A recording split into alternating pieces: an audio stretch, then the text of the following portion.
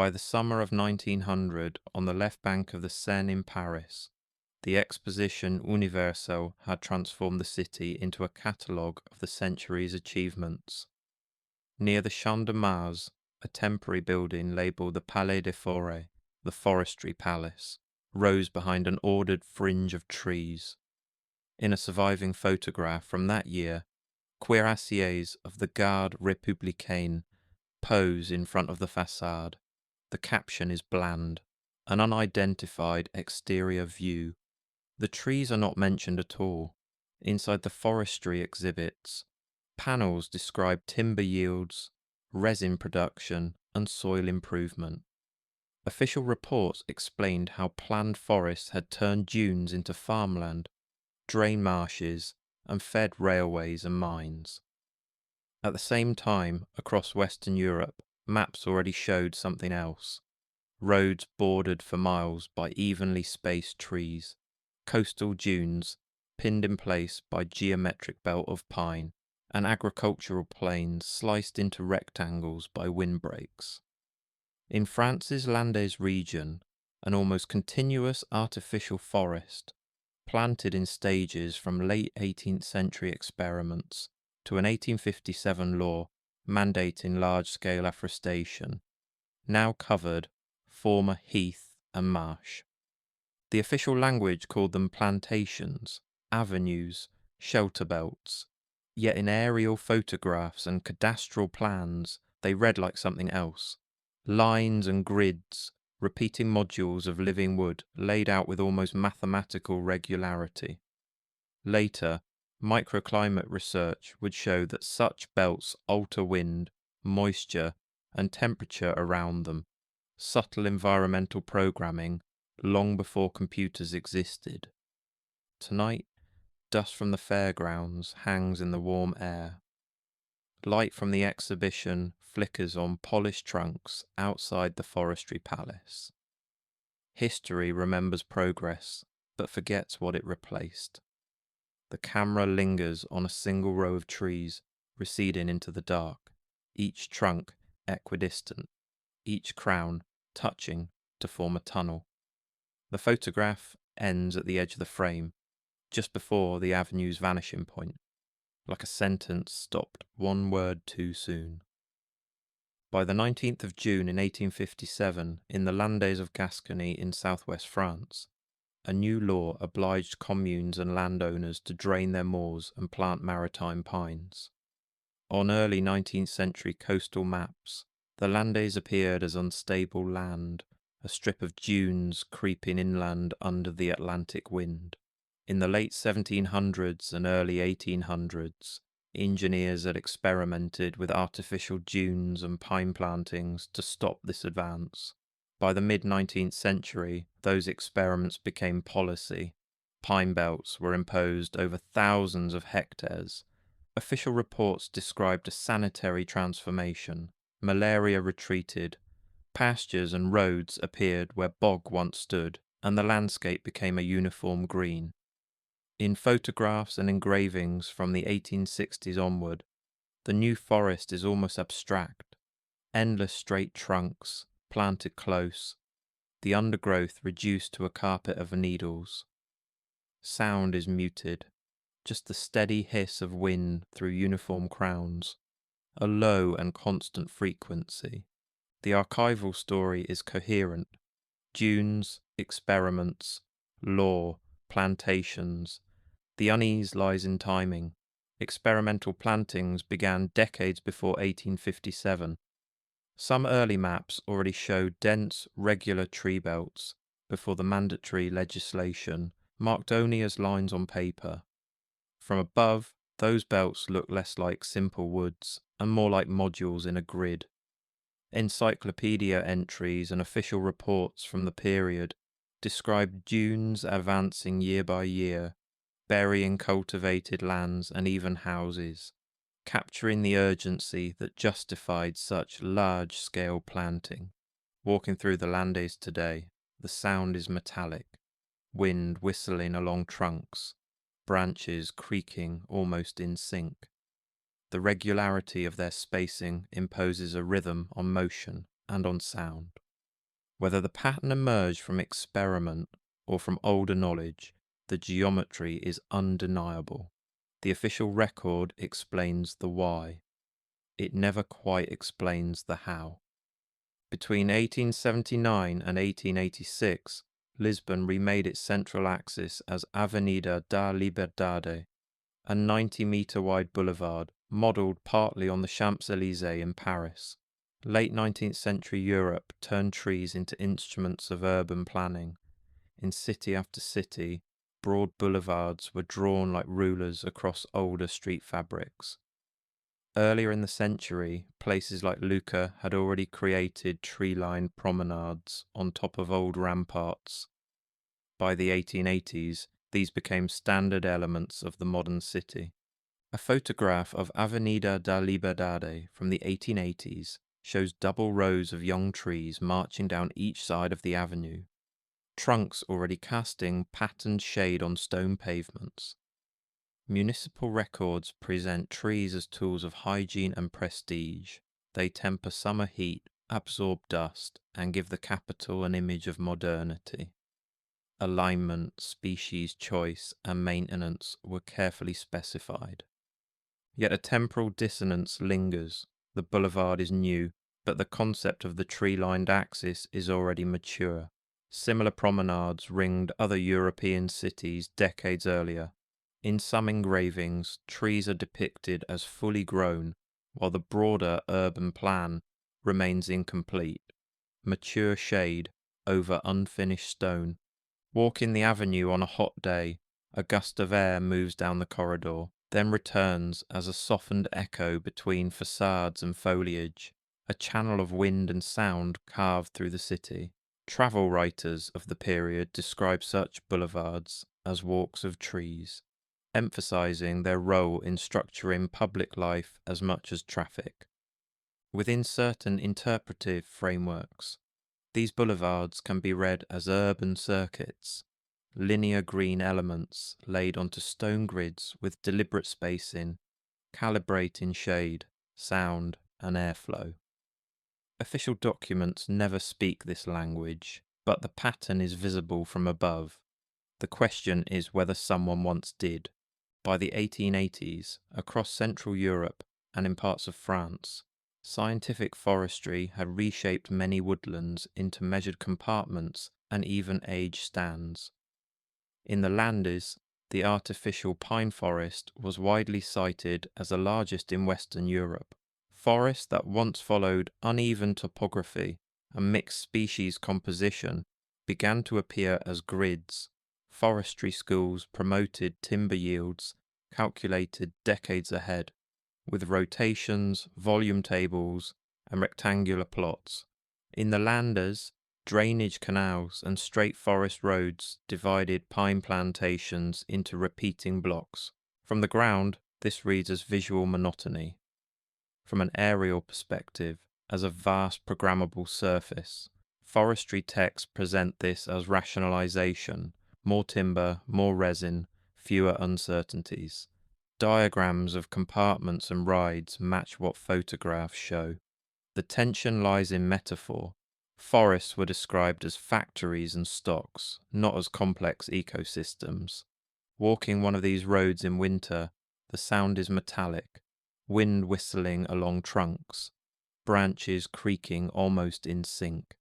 The regularity of their spacing imposes a rhythm on motion and on sound.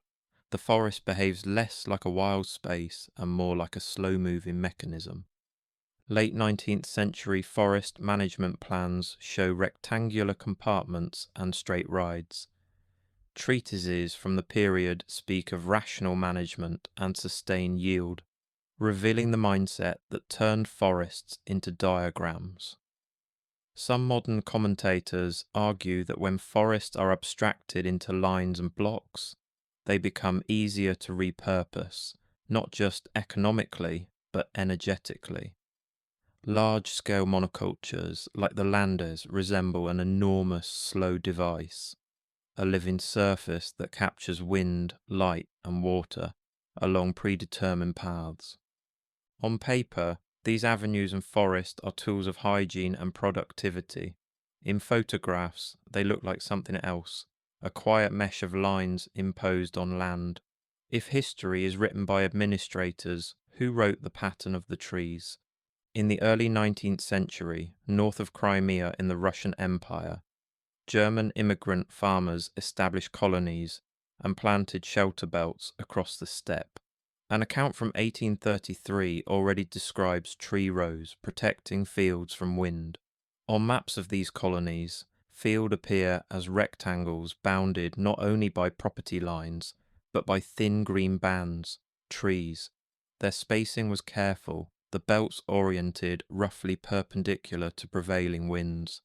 Agronomic reports frame their purpose as practical: reduce desiccating gales, trap snow, and mark property. Later historical summaries identify these plantings as some of the earliest documented shelter belts in that region. They note extent in hectares and benefits to crop yields. They do not dwell on visual effect, corridors of trees slicing the steppe into long narrow volumes like invisible walls. Standing between two rows on a windy day, the air is strange, quiet at ground level, turbulent above, branches rubbing in a steady rasp. The belt acts like an invisible partition, shifting the frequency of the wind in a thin slice of landscape. Agricultural writers of the period described remarkable improvements in yield and shelter behind these belts, acknowledging their effectiveness long before modern microclimate models. The belts appear on maps decades before microclimate physics was formalized in detailed measurements. Technique exists, formal explanation comes later. This lag invites a question: were these belts solely the result of slow trial and error, or did they preserve rules for spacing and orientation, rules functioning like a climatic code passed on without full theoretical language? 19th century plans of German colonies show parallel shelter belts across open fields. The geometry is precise, the documentation is thorough, yet the underlying knowledge that produced such precision remains curiously underdescribed. The farmers knew what worked. The archives never quite explain how they knew. By the early 19th century, practical use of shelter belts was recorded in parts of Germany, Hungary, and Switzerland. Later reviews of the topic trace these traditions back to that period. A 20th century forestry bulletin, looking back, notes that practical experience with tree belts predates detailed scientific explanations. Farmers and foresters observed calmer winds, reduced erosion, and better yields behind rows of trees, and documented these results qualitatively. Maps of lowland farms show narrow belts crossing slopes, often parallel to contour lines.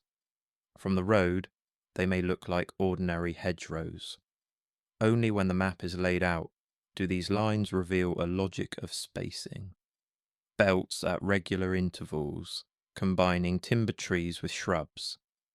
On a foggy morning, these belts appear as repetitive silhouettes, muffling distant bells and cartwheels. The land is the same, but the air feels partitioned into alternating corridors of shelter and exposure. Farm survey maps show tree belts aligned along contours and property boundaries, their placement suggesting something more than mere convenience. Historical reviews remark that these beneficial effects were long observed before systematic study, acknowledging the depth of empirical knowledge embedded in the pattern. Descriptions of these belts emerge in the 1800s. Quantitative studies confirming their detailed effects appear a century later. Design once again precedes theory.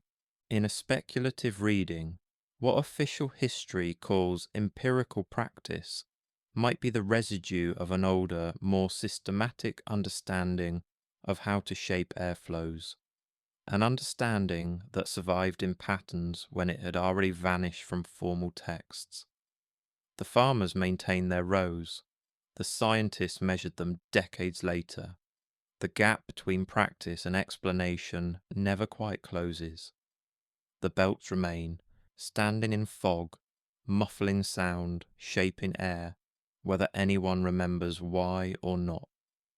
On the 1st of May in 1893, the World's Columbian Exposition opened in Chicago, including a forestry building, whose veranda roof was supported by columns of entire tree trunks. 7 years later, in 1900, Paris presented a forestry palace at the Exposition Universelle. Photographs show the Chicago Forestry Building as a paradox, an exhibition hall built out of the very resource it celebrates. Inside, states and countries displayed timbers, bark samples, and models. Outside, rows of trunks formed a colonnade, turning trees into architecture.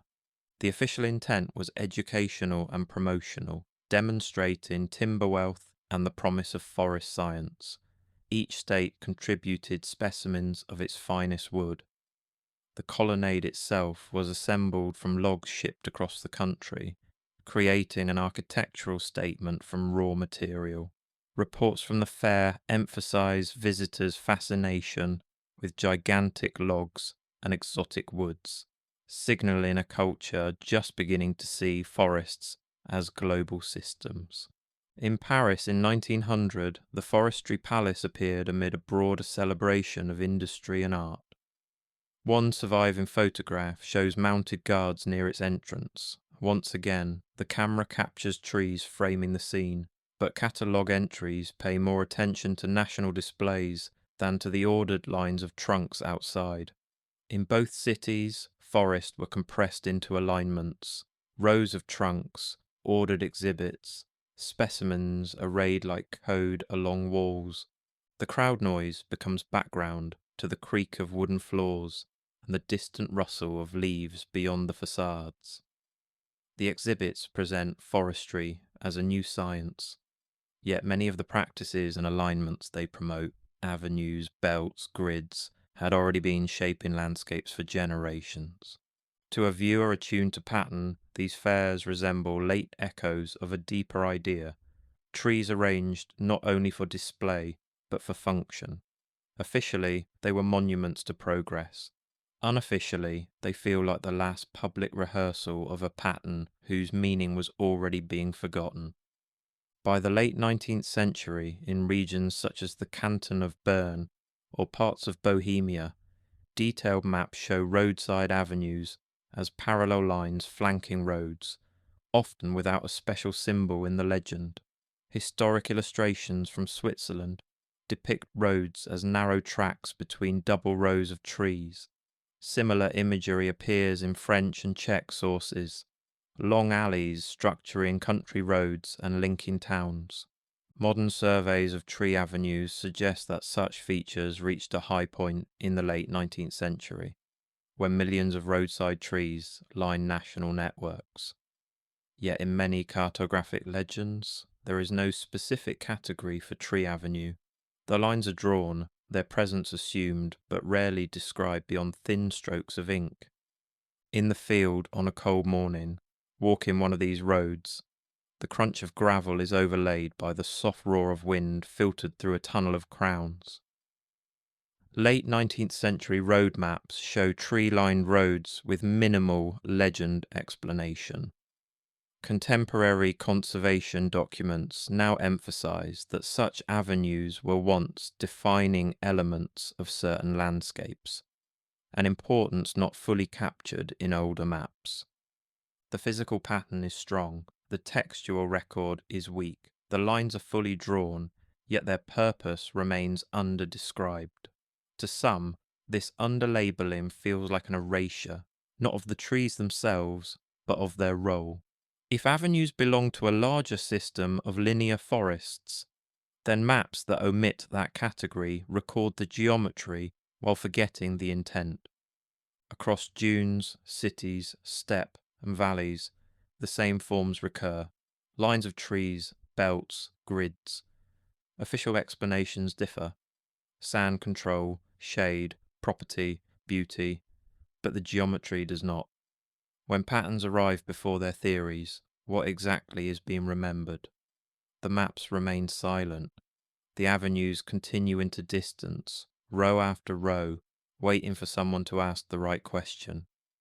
In the mid-20th century, microclimate studies of shelter belts, summarized in bulletins from the 1950s onward, compiled decades of measurements showing how tree belts reduce wind speed, alter turbulence, and improve crop conditions, while citing earlier European and Russian practices from the 19th century. Graphs from this period show wind velocity dropping sharply behind a belt, then recovering gradually. Soil erosion decreases, snow distribution changes, temperature extremes are moderated. Relationships can be expressed as ratios between belt height, length, and spacing. The mathematics of windbreaks became formal science. Yet reviewing their data, some authors noted that many of the layouts they now called optimal were already in use long before they could be described mathematically. Farmers and foresters had placed belts at distances and orientations that later models would confirm. Out in a field behind such a belt, on a hot summer afternoon, you feel it before you see it. A line where the air shifts from abrasive to bearable, where leaves whisper instead of howl. The belt behaves like a filter, passing some energy, blocking other parts of the spectrum. Microclimate diagrams of wind profiles and temperature behind shelter belts now fill agricultural textbooks. The bulletins acknowledge that these benefits were long observed before formal study, crediting earlier practitioners for their intuitive precision. 19th century belts anticipate 20th century models. Design once again precedes explanation by generations. For speculative interpreters, this is key. If living belts can tune wind and moisture, then a network of such belts, tree avenues, shelter belts, linear forests, could be seen as a vast climatic device. Programming flows across regions. The microclimate effects are well documented. The notion of deliberate, large-scale programming remains a careful hypothesis overlaid on those facts. The science confirms the function. The origin of the knowledge remains unresolved. In 1897, France recorded nearly 2.9 million trees along its roads. On English estates like Kingston Lacey, a beach avenue laid out in 1835 famously consists of 366 trees, counting the days of the year. Modern landscape scholarship sometimes speaks of a linear forest, a network of tree-lined routes, avenues, boulevards, canal sides, that together form a secondary woodland at the scale of a region. Historical records confirm that such systems reached high density in parts of Europe by the late 19th and early 20th centuries. Walking down a mature beach avenue, trunks rise like columns, canopies interlocking into a vaulted ceiling. Each gust becomes a travelling sound wave, bouncing between bark and leaf. Hoofbeats or carriage wheels sync with the rhythm of the spacing. 20 steps between certain trees, a recurring interval. The landscape imposes a tempo on movement and sound. Official sources list many functions for roadside trees: shade for travellers, monumentality, guidance in fog or snow, provision of fruit or timber. Conservation studies add ecological roles: habitat corridors, pollinator routes, carbon storage. Estate documents highlight the exact number of trees as a point of pride, evidence that counting and spacing mattered beyond simple planting. The numerical precision, the 366 tree count, the millions along roads, contrast with the relatively vague language used to describe their purpose. The counts feel like data, the texts remain qualitative. To some, this looks like a sonic device. Corridors designed not just to shade, but to conduct and modulate movement. echo, and rhythm. In a speculative reading, such avenues function as acoustic waveguides, tuning how sound, and perhaps other forms of energy, travel through inhabited space. The documented uses stand. The acoustic interpretation adds another layer. The trees themselves remain silent on the matter, standing in their counted rows, waiting for their frequency to be measured. By the 19th century, living fences, hedges and rows of trees used as boundaries were widely recorded in Europe and the Americas. Later, agronomic texts describe how live hedges can support wire fences and act as long-lived barriers. Hedgerows and single-row live fences create continuous lines of woody vegetation through fields. Some are dense mixtures of species, others are carefully composed. They shelter wildlife, moderate wind, and mark ownership.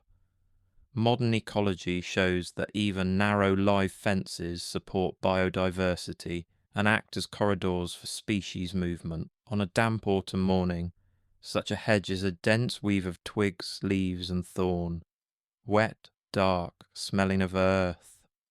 Along its length, dew collects on spider webs in a repeating pattern. At intervals, larger trees rise from the hedge line, acting as vertical nodes on a horizontal circuit. 19th century agricultural illustrations of hedges and live fences, paired with modern cross-sections, reveal surprising sophistication in their construction. Manuals from the period praise hedges as perpetual fences, stressing longevity and resilience compared to wooden posts. These living boundaries are ancient in practice, but their importance for soil protection, biodiversity, and microclimate is fully articulated only in more recent ecological work.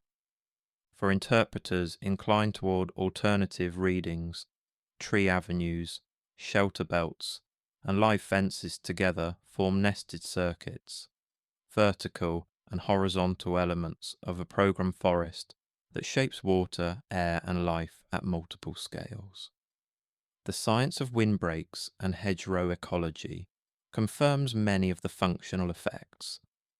The idea that these systems were once part of a coherent, now forgotten, environmental technology remains a cautious speculative frame.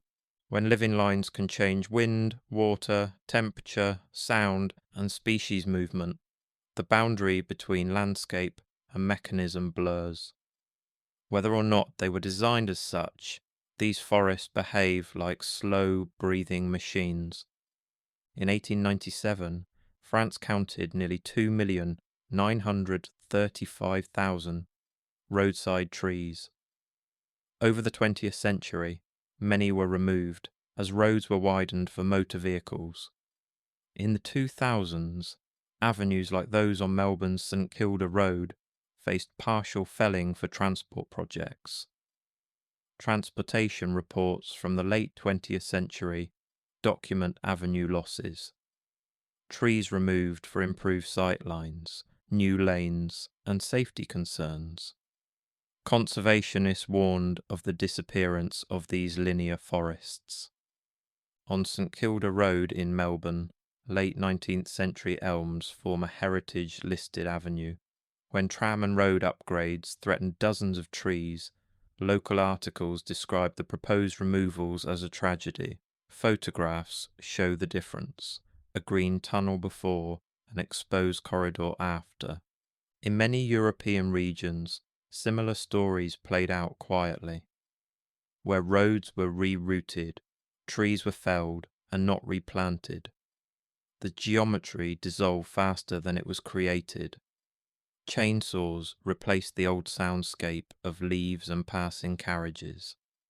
Before and after photographs of roadside avenues, alongside inventories from 1897 and modern counts, revealed the scale of loss. Heritage bodies now call these avenues cultural landscapes, assigning legal protection to what was once ordinary infrastructure. The statistical peak of avenue planting, the late 19th century, was followed a century later by a peak of removal. What took generations to establish can disappear in a decade. If tree avenues once functioned as components of a broader environmental system, then their piecemeal erasure would weaken that system in ways not fully measured. This remains hypothetical, but the visible thinning of linear forests makes the question difficult to ignore. The road stretches on, shorn of its corridor. Where once there was rhythm and shade, now there is only exposure. The frequency changes. The air moves differently. Whatever signal the avenues once carried has been interrupted. From the 1970s onward, satellite imagery revealed large-scale patterns. The rectilinear Landes forest, belts of trees across Eastern European Chernozem soils, the Great Plains shelter belts in the United States, planted in the 1930s to fight the Dust Bowl. From orbit, living lines become geometry. The Landes appears as a dark, almost continuous block, its grid of fire breaks and roads faintly visible. In Eastern Europe, fields show tree windbreaks as fine threads stitched across slopes. In the central United States, shelter belts form long, mostly north-south strips, over thousands of kilometers. Scientific papers link these belts to reduced erosion, improved soil organic matter and carbon storage.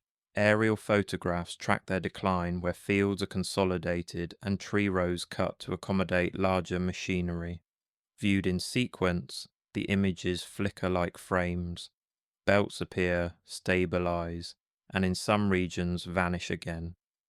If you imagine sound laid over these images, it is the difference between wind over bare ground and wind filtered through leaves, an alternating pattern of noise and muted rustle, of unbroken gust and modulated flow. Time series satellite images show expansion and contraction of shelter belts and planted forest across decades. Government programs such as the US Great Plains Shelter Belt Project explicitly describe trees as tools to hold back the dust, confirming a belief in their climatic power. These 20th century projects are described as novel solutions, yet they echo 19th century and earlier practices in Europe and Russia. Once again, implementation precedes full understanding and is then partly undone. In a speculative interpretation, the satellite view is decisive. The Earth's surface appears inscribed with living lines whose climatic effects are measurable. Whether initiated by modern programs or older traditions, the pattern resembles a code, a set of instructions written in trees, visible only from above. By the early 21st century, organizations across Europe argued for the preservation of tree avenues, framing them as part of cultural heritage and ecological infrastructure. Management plans treat them as elements of green corridors or linear forest networks. Today, walking down Avenida da Liberdade or along a preserved country alley in Central Europe, you move through a fragment. Cars and shop fronts are new. The spacing of trunks is old. Conservation guidelines specify distances between trees, replacement regimes, and protections. The language is technical: safety, biodiversity, shading, carbon. At the same time, alternative researchers quietly trace alignments between avenues, shelter belts, and historical plantations, seeing in them the remains of a once more continuous system, a program forest that spanned regions.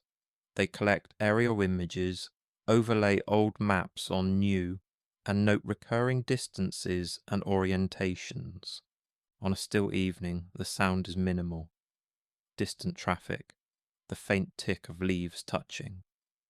Light filters through crowns in a familiar pattern of stripes on pavement. The city around may be new, but this combination of spacing, shade, and acoustics is recognizably 19th century. Policy documents describe these features as corridors and networks, finally naming what earlier maps only implied, that individual tree lines form part of a larger system. What was once ordinary infrastructure has become heritage. The system survives in fragments, just as the archives that might fully explain it remain partial. For those who see echoes of older knowledge in these alignments, avenues and programmed forests are not proof of a vanished technology, but possible residues of a way of thinking, one that treated trees as instruments, not ornaments. The evidence is clear. Lines of living wood can shape wind, water, sound, and life.